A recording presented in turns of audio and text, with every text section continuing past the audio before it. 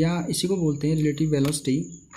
ठीक, तो उससे पहले स्टूडेंट्स थोड़ा मैं मोशन पर डिस्कशन करना चाहता हूँ। तो मोशन क्या होता है आपका, जो मोशन होता है जब ऑब्जेक्ट पोजीशन बदलता है, अपनी चेंज करेगा विथ रिस्पेक्ट टू टाइम, तो उसको क्या बोलते हैं, मोशन बोलते हैं। ठीक है, अब ये मोशन किसके रिलेटिव में हो रहा है, ठीक है, आई बात समझ में। देखो ना मैं क्या कह रहा हूँ कि अगर कोई ऑब्जेक्ट क्या है, सपोज एक ऑब्जेक्ट है यहाँ पर खड़ा है और दूसरा ऑब्जेक्ट क्या कर रहा है आपका, ये किसी गाड़ी या कोई मूविंग ऑब्जेक्ट में बैठा हुआ है, सपोज मैं इसको गाड़ी मानता, ठीक है। तो ये जो आपका ऑब्जेक्ट है इसको बोलते हैं फ्रेम बोलते हैं। ठीक है, इसको फ्रेम बोलेंगे, ये गाड़ी का फ्रेम है और ये ऑब्जेक्ट जहाँ पर खड़ा है, सपोज ये ग्राउंड में है तो ये ग्राउंड के फ्रेम में खड़ा है। ठीक है, तो इसके रिस्पेक्ट में ये बॉडी मोशन अपना क्या कर रही है, पोजीशन चेंज कर रही है। आई बात समझ में। तो इसके रिस्पेक्ट में ये बॉडी अपना पोजीशन चेंज कर रही है, तो इसी को क्या बोलेंगे, ये बॉडी रिलेटिवली इसके मोशन कर रही है। ठीक है, ये बॉडी का जो मोशन है, इस बॉडी का जो मोशन है इसके रिलेटिव में क्या कर रहा है, मूव आगे कर रहा है। ठीक है ना, तो इसको रिलेटिव मोशन कहते हैं।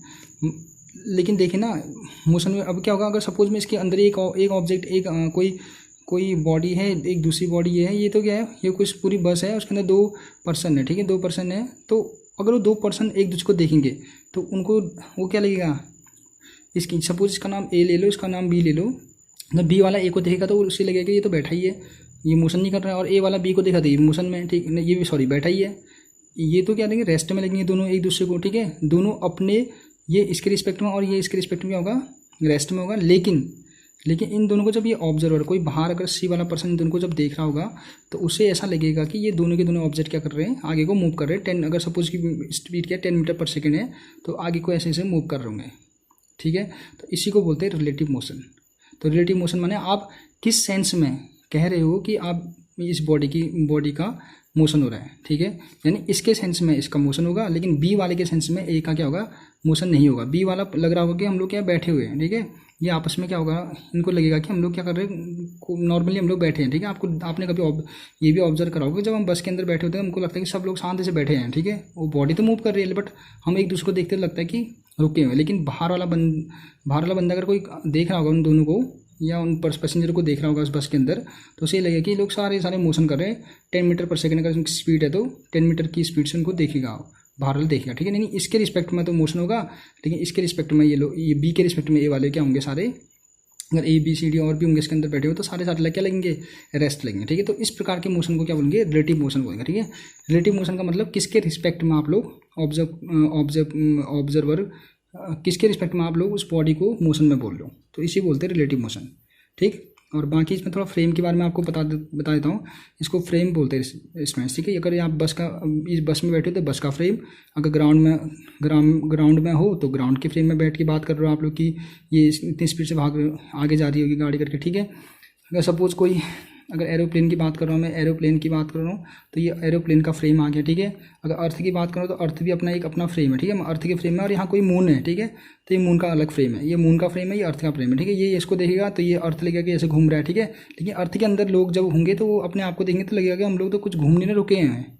ऐसा होता है ना आपको कि अभी हम लोग रेस्ट में लग रहे हैं, हम सब आपस में जब देखते हैं तो हमें लगता है कि हम लोग सब रेस्ट में हैं। ठीक है, लेकिन कोई ये मून वाला अगर यहाँ देखा तो लगेगा कि वो इसे स्पीड से सारे लोग ऐसे घूम रहे हैं। ठीक है, तो यही आपका फ्रेम ऑफ रेफरेंस होता है। ठीक है, मतलब किस रेफरेंस में, किस फ्रेम में रह के आप वो बात दूसरे के ऑब्जेक्ट के मोशन के बारे में बात कर रहे हो। ठीक है, तो इसको रिलेटिव मोशन बोलते हैं। ठीक है स्टूडेंट्स, और बाकी जो ऑब्जर्व करता है, जैसे ये अगर मून वाला है, अर्थ वाले को ऑब्जर्व करेगा तो इसको क्या बोलेंगे, ऑब्जर्वर बोलेंगे। ठीक है, अगर यहाँ पर क्या है कि कोई ग्राउंड में रहकर, कोई पर्सन ग्राउंड में रहकर उसकी इस बस को ऑब्जर्व करेगा तो उसको क्या बोलेंगे, इसको बोलेंगे ग्राउंड का रेफरेंस बोलेंगे, ग्राउंड का फ्रेम ऑफ रेफरेंस बोलेंगे, और इसको क्या बोलेंगे, ऑब्जर्वर बोल देंगे। ठीक है, जो ऑब्जर्व करेगा उसको ऑब्जर्वर करेंगे। ठीक है ना, तो पहले तो आप लोग क्या करो, इसकी थोड़ी छोटी मोटी डेफिनेशन बता देता हूँ आपको, उसके बाद मैं थोड़ा सिंपल तरीके में बता दूंगा कि इसको सॉल्व कैसे करते हैं। ठीक है स्टूडेंट्स, देखिए यहाँ पर इसका डेफिनेशन क्या लिख दोगे आप कि observation of motion of a body with respect to another body. ठीक है, किसी बॉडी का दूसरी बॉडी के द्वारा ऑब्जर्वेशन ही क्या होता है, is known as relative motion. ठीक है, यानी एक बॉडी के रिस्पेक्ट में दूसरी बॉडी का ऑब्जर्वेशन करना, यही रिलेटिव मोशन है। ठीक है, यानी एक बॉडी रुकी है या दोनों बॉडी मोशन कर रही है, ऐसा भी हो सकता है इसमें। एक और बताता हूँ कि अगर ट्रेन है, सपोज एक कोई गाड़ी है या कोई ट्रेन है, दो अगर बॉडी रेस्ट, ये क्या कर रहा है 40 मीटर पर सेकेंड से आगे मूव कर रही है, ये 30 मीटर पर सेकंड की स्पीड से मूव करेगी, तो ये वाला सपोज ए है, इसको बी मान लो, तो ए वाला बी को देखेगा कि 10 की स्पीड से आगे भाग रहा है, ठीक है, क्योंकि 30 की स्पीड तो एटलीस्ट इसके पास भी है ना, 30 की स्पीड से ये भी भाग रहा है। तो ये जब इसको ऑब्जर्व करेगा तो ये देखेगा कि इसकी स्पीड कितनी है, इसकी स्पीड क्या है, 10 की स्पीड देखेगा, ठीक है, 10 की स्पीड से आगे जाते हुए देखेगा, ठीक है। बाकी आपका एक आंसर जो आएगा वो पॉजिटिव का 10 आ जाएगा, तो इससे आप लोग पता चल जाएगा कि जो ये स्पीड है ये आगे भाग रही है, ठीक है। तो इसको सॉल्व करने का तरीका भी इसमें मैं यहीं पे बताता हूँ आपको। सॉल्व कैसे करेंगे आप लोग, सपोज आपको ए से ऑब्जर्व करना है बी को, ए से ऑब्जर्व करना है बी को, तो वेलोसिटी लिखोगे v, ठीक है। इसका फॉर्मूला क्या होता है, V A B is equal to होता है तुम्हारे पास V A minus V B, ये तो फॉर्मूला आ गया, ठीक है। आपको वेलोसिटी आपको कैलकुलेट करना था, क्या होगा, क्या लिखोगे, V A B is equal to V A minus V B, ठीक है। आप सेपरेट कर दोगे, लेकिन आप देखो अब ऑब्जर्व कि कौन किसको कर रहा है ये डिपेंड कर रहा है, ठीक है। सपोज ए ऑब्जर्व कर रहा है, ए ऑब्जर्व कर रहा है बी को, ए ऑब्जर्व कर रहा है बी को, तो आप क्या लिखोगे, जो ऑब्जर्व करेगा उसको पीछे लिख देना है। जैसे देखो जो ऑब्जर्व कर रहा है उसे लिखोगे पीछे, ठीक है, और जिसे ऑब्जर्व करना है बी को लिख दोगे आगे, ठीक है। जो ऑब्जर्व करेगा उसको हमेशा पीछे लिख देना है, और जिसको ऑब्जर्व कर रहा है उसको आगे लिख देना, ठीक है। और लिखने का तरीका ये लिख दिया मैंने, तो इसको लिखेंगे B minus A. I hope आपने समझ में आ गया होगा मैं क्या बोल रहा हूँ, कि अगर ए ऑब्जर्व कर रहा है बी को, ए ऑब्जर्व कर रहा है बी को, तो ए वाले को हमेशा पीछे लिख दो, जो ऑब्जर्व करेगा उसको पीछे लिख देंगे, जो बचेगा उसको आगे लिख देंगे। और लिखने का जो फॉर्मूला होता है हमारे पास, जनरल फॉर्मूला होता है तुम्हारे पास, ये यहाँ पर जैसे वी ए बी लिखा तो ए माइनस वी ना, तो यहाँ पर आगे कौन है, तो बी है, तो V B minus V A, तो वी बी कितना है आपका 30 है, और माइनस,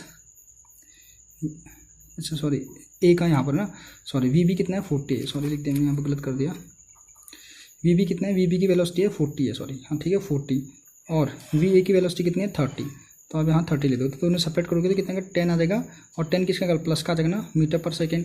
तो जो 10 मीटर पर सेकेंड है प्लस का आ गया, तो प्लस का आने का मतलब क्या है कि जब ए वाला बी को देखेगा तो लगेगा कि उसको 10 मीटर पर सेकेंड की स्पीड से आगे भाग रहा है, ठीक है स्टूडेंट्स। तो ये इसका बेसिक था। बाकी आप न्यूमेरिकल को सॉल्व करने का मैं तरीका आपको बताता रहूँगा, कुछ न्यूमेरिकल सॉल्व करने के लिए अलग अलग हम मेथड का यूज़ करेंगे, बट जनरल ये है, जनरल बातें ये है, ठीक है। जनरल से क्वेश्चन है, एक मैं आपको एक क्वेश्चन और बता देता हूँ, ये देखिए sir, a car A moving at 10 metre per second on a straight road is ahead of car B, ठीक है, बी से आगे है, वो 10 मीटर पर सेकेंड से भाग रहा है और बी से आगे है, ठीक है। B moving in a same direction at a 6 metre per second, ठीक है। Find the velocity of A relative to B and vice versa, और इसका उल्टा भी आपको निकालना है पहले, ठीक है। आपको करना है पहले वेलोसिटी निकालना है ए का विथ रिस्पेक्ट टू टी, ठीक है, ए का निकालना है बी के रिस्पेक्ट में, ठीक है। ए की वेलोसिटी निकालनी है बी के रिस्पेक्ट में, बी आपको क्या करना होगा, बी को मतलब देखो ना, find the velocity of A relative to B, B के रिस्पेक्ट में ए यानी बी वाला ऑब्जर्व कर रहा है ए को, ठीक है। तो आप क्या लिखोगे, इसका फॉर्मूला सीधे लिख दोगे, मैंने कहा था ना, जो जिसका निकालना है उसको बी को पीछे लिख दोगे और जिसका निकालना है उसको आगे लिख दोगे, तो फॉर्मूला क्या आ जाएगा, V A minus V B. बस ए कितना है, ए की है तुम्हारा 10 metre per second, minus V B कितना है 6 है, तो 6 यहाँ लिख दो, 6 में से 4 मीटर पर सेकेंड, ठीक है। यानी बी के रिस्पेक्ट में ए की जो वेलोसिटी होगी वो क्योंकि 4 मीटर पर सेकेंड प्लस का आगे, तो इसका मतलब क्या होगा, वो आगे होगा, ए वाला कितना होगा, इतना आगे होगा, ठीक है। यहाँ पर देखिए ना, आपको वैसे भी दिख जा रहा है कि 10 मीटर पर सेकेंड ऑब्वियसली आगे होगा, तो कितना आगे होगा, वो आगे होगा 4 मीटर पर सेकेंड, ये प्लस का आ गया, ठीक है। वैसे हम लोग बात करते हैं, अगर इसका उल्टा करते हैं, उल्टा का मतलब ए ऑब्जर्व करेगा बी को, ठीक है, यानी ए वाला, ये अगर ए वाला आगे है, ये 10 मीटर पर सेकेंड है, और ये बी वाला क्या है आपका, ये 6 metre per second, 6 metre per second, ठीक है। तो अब ये क्या कर रहा होगा, इसको पीछे को देख रहा होगा, ये जो बी वाला है ना, ये बी वाला जो ए वाला, सॉरी ए वाला बी वाले को, यानी ए वाला बी वाले को देख रहा होगा, पीछे को देख रहा होगा। तो जब पीछे को देखेगा तो ऑब्वियसली उसको लगेगा कि यार ये पीछे है, ठीक है। तो कितना पीछे है, ए वाला ऑब्जर्व कर रहा है, तो हमको मैंने कहा था ना, ए जिसको जो ऑब्जर्व करेगा, अब बी ए ऑब्जर्व कर रहा है बी को, ठीक है, ए ऑब्जर्व कर रहा है बी को, तो formula again V B minus V A, V B की वैल्यू कितनी है, वी बी वैल्यू है तुम्हारी 6 और इसकी वैल्यू 10, 6 और 10, तो घटा के कितना का -4 मीटर पर सेकेंड। तो -4 मीटर पर सेकेंड का मतलब क्या है कि जब ए वाला बी को देख रहा होगा तो उसे ये लगेगा कि ये 4 मीटर पर सेकेंड मेरे से पीछे है, ठीक है। तो इसी को बोलते हैं रिलेटिव वेलोसिटी। और स्टूडेंट्स याद रखिए कि रिलेटिव वेलोसिटी के साथ साथ, जैसे रिलेटिव वेलोसिटी ना, रिलेटिव वेलोसिटी, रिलेटिव मोशन, ठीक है, इनके साथ क्या क्या चेंजेस होते हैं, ठीक है। सपोज दैट ऑब्जेक्ट एक ऑब्जेक्ट ए है और एक ऑब्जेक्ट बी है, अगर ए ऑब्जेक्ट आगे मूव करेगा तो देखिए यहाँ से इसकी डिस्टेंस भी चेंज होती रहेगी हर बार, ठीक है। तो बोलेंगे, इसको बोल देंगे रिलेटिव डिस्टेंस, ठीक है। मतलब ए वाला ऑब्जेक्ट आगे जा रहा है ना, आप ये समझते होंगे ना कि ए ऑब्जेक्ट आगे जा रहा है और बी ऑब्जेक्ट भी आगे जा रहा है, ठीक है। तो ए और बी के बीच में क्या क्या चेंजेस होंगे वो मैं आपको बता रहा हूँ। एक तो चेंज होगा आपका डिस्टेंस चेंज होगा, फिर मतलब फिर बी वाला ए वाला यहाँ पहुँच जाएगा तो ऑब्वियसली इसका डिस्टेंस और आगे आ जाएगा। फिर इसके रिस्पेक्ट में मतलब बी के रिस्पेक्ट में ए का डिस्टेंस लगातार चेंज होता रहेगा, ये कह सकता हूँ। ठीक, बी के रिस्पेक्ट में ए का डिस्प्लेसमेंट भी चेंज होगा। ठीक है, डिस्टेंस तो चेंज होगा ही होगा, उसके साथ क्या होगा, डिस्टेंस भी लगातार, डिस्प्लेसमेंट भी लगातार चेंज होगा। ठीक है, अगली बात है कि और चेंज क्या हो सकता है, और चेंज हो सकता है आपका क्या, और चेंज एक्सीलरेशन। ठीक है, एक्सीलरेशन क्या होगा, यहाँ पर एक्सीलरेशन अलग होगा, यहाँ पर एक्सीलरेशन अलग होगा, ये एक्सीलरेशन अलग होगा। तो ए का जो होगा बी के रिस्पेक्ट में, ठीक है, ए का जो बी के रिस्पेक्ट होगा हमेशा एक्सीलरेशन भी चेंज होगा। ठीक है, तो मैं क्या कह सकता हूँ कि relative acceleration, relative distance, relative velocity, ये सारे के सारे क्या होते हैं, ये रिलेटिवली चेंज होते रहते हैं। ठीक है, मतलब एक फ्रेम में अलग होंगे उसके, तो दूसरे फ्रेम में दूसरा जब देखेगा, दूसरे फ्रेम से पहले वाले फ्रेम को देखेगा तो ऑब्वियसली उसका एक्सीलरेशन भी चेंज होगा, डिस्प्लेसमेंट भी चेंज होगा, डिस्टेंस भी चेंज होगा।